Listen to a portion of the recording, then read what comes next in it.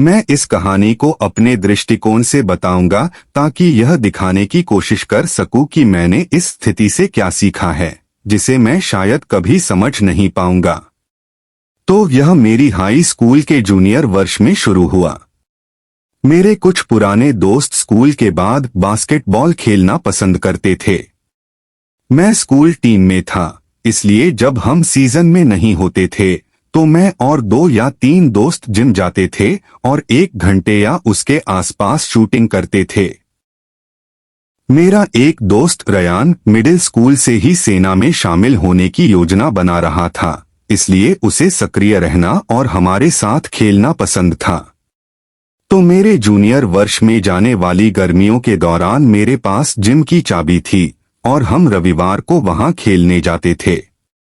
मैं अपनी कार में था और रयान ने उस दिन खेलने के बारे में जवाब नहीं दिया था, इसलिए मैं अपनी कार से निकलते हुए उसे फोन करता हूं। वह फोन उठाता है और वह एक घबराहट के दौरे के बीच में था। मैं अतिरंजित नहीं कर रहा हूं। वह फिर मुझे अपनी प्रेमिका के बारे में बताता है, जिसे वह लगभग 4 महीने से देख रहा था, और यह कि 2 घंटे पहले ही उसकी छोटी बहन ने अपने पिता को बेसमेंट के सपोर्ट बीम पर लटके हुए पाया था। मैं इतना सदमे में था कि मैंने बस उससे कहा कि मैं किसी भी तरह से मदद के लिए यहाँ हूँ, और कॉल काट दी। मैंने उसे कुछ दिनों तक बिना देखे जाने दिया और हमेशा टेक्स्ट या कॉल पर यह जांचता रहा कि वह ठीक है या नहीं। रयान बहुत बुरा कर रहा था। वह मामूली आघात पर भी अचानक घबराहट के दौरे में फट पड़ता था और उसे एक चिकित्सक के पास जाना पड़ा। अब सीधे तौर पर कहूं तो मुझे कभी नहीं लगता था कि यह उसे इतना प्रभावित करेगा। वह पहले भी घर पर परेशानियों से गुजरा था, इसलिए मैंने सोचा था कि वह इसे आसानी से संभाल लेगा। तो लगभग 1 महीने बाद से हमारे सभी अन्य दोस्तों ने रयान से दूरी बना ली थी। उसे मुझ पर भरोसा करना पड़ा कि वह मूल रूप से अपनी प्रेमिका के माता पिता के रिश्ते की समस्याओं के बीच फंसा हुआ था। जिस पति ने आत्महत्या की थी वह एक बढ़ई के रूप में काम करता था और उसकी पत्नी और उसने यह निर्णय लिया था कि जब उनकी बेटियां खुद की देखभाल करने के लिए काफी बड़ी हो जाएंगी तो वह नर्सिंग स्कूल जाएगी और एक बेहतर नौकरी प्राप्त करेगी। तो उसके स्कूल के अंत के करीब, जिसने उन्हें बहुत कर्ज में डुबो दिया था, पत्नी उस अस्पताल में काम करने वाले एक पीए के साथ एक गहरा यौन संबंध शुरू करती है। उसके पति को अपने कंप्यूटर में ईमेल मिलते हैं और वह उसे तलाक देने और ईमेल का उपयोग करके अपने कर्ज से बाहर निकलने और अपनी बेटियों की हिरासत पाने की योजना बनाता है। जिस दिन उसने खुद को मारा, कंप्यूटर गायब हो गया। तो वह आदमी टूट जाता है और अपनी पत्नी से ईमेल के लिए भीख मांगता है।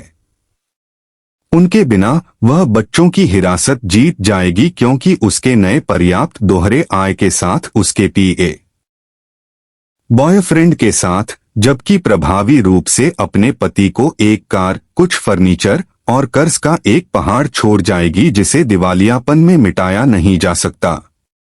तो उसने खुद को मार डाला और रयान को यह सब पूरे समय पता था। हालांकि रयान की गर्लफ्रेंड को नहीं पता था और मुझे उम्मीद है कि उसे कभी पता नहीं चलेगा। इसके बाद रयान और मैं भाइयों जैसे हो गए। उसने अपनी गर्लफ्रेंड को लगभग 11 महीने बाद उसके जन्मदिन के एक दिन बाद छोड़ दिया। मैं उसे दोष नहीं देता क्योंकि वह कुछ महीनों बाद एक चिपकने वाले राक्षस में बदल गई थी। उसे लगातार टेक्स्ट संचार बनाए रखना पड़ता था। वह हर कुछ घंटों में फोन करती थी और उसके कोई अन्य दोस्त नहीं थे। वह और कुछ नहीं चाहती थी सिवाय लगातार संपर्क में रहने के। इससे वह थक गया और एक किराने की दुकान में पार्ट टाइम नौकरी करते हुए वह इस कैशियर के साथ घूमने लगा जिसने उसकी दुनिया को रोशन कर दिया। उसने मुझे कभी नहीं बताया, लेकिन मैं बस उसे देखकर चमक उठता था जब वह उसके बारे में बात करता था। तो रयान और उसकी गर्लफ्रेंड का ब्रेकअप हो जाता है। वह कुछ हफ्तों के लिए पागल हो जाती है और आज वह अच्छा कर रही है। यह लगभग 5 साल पहले हुआ था। रयान सेना में शामिल हो गया और जुलाई में जब हमने स्नातक किया तो बेसिक ट्रेनिंग के लिए निकल गया। मैं कॉलेज गया और हम संपर्क में रहे, भले ही हम अक्सर एक दूसरे को नहीं देखते। अब यहाँ मेरा अंतिम मोड़ है। इस साल जुलाई में उसे काम से छुट्टी मिली थी और हम सब अपने गृहनगर के एक बार में अपने सभी पुराने दोस्तों के साथ घूम रहे थे। हम अपने जीवन के सबसे निचले यौन पलों के विषय पर आ गए। रयान हम सभी को बताता है कि जब वह और उसकी गर्लफ्रेंड साथ थे तो वह उसके घर पर उसके साथ घूम रहा था, इससे पहले कि वह वॉलीबॉल अभ्यास के लिए जाती। वह अभ्यास के लिए जाती है और उसकी मां उसे एक बातचीत में पकड़ लेती है। तो यह महिला उसके बगल में बैठ जाती है और उसे बताती है कि उसके पति के गुजरने के बाद से वह कितनी अकेली रही है। उसे पता था कि रयान को पता था कि उसके पति ने खुद को क्यों मारा। वह उसके साथ कडलिंग करने लगती है और उसे हेड देने लगती है। उसने उसे नहीं रोका।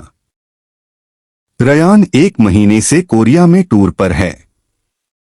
उसने वास्तव में कई बार रैंक अप किया है और अभी भी वह सबसे दिलचस्प व्यक्ति है जिससे मैं कभी मिला हूं।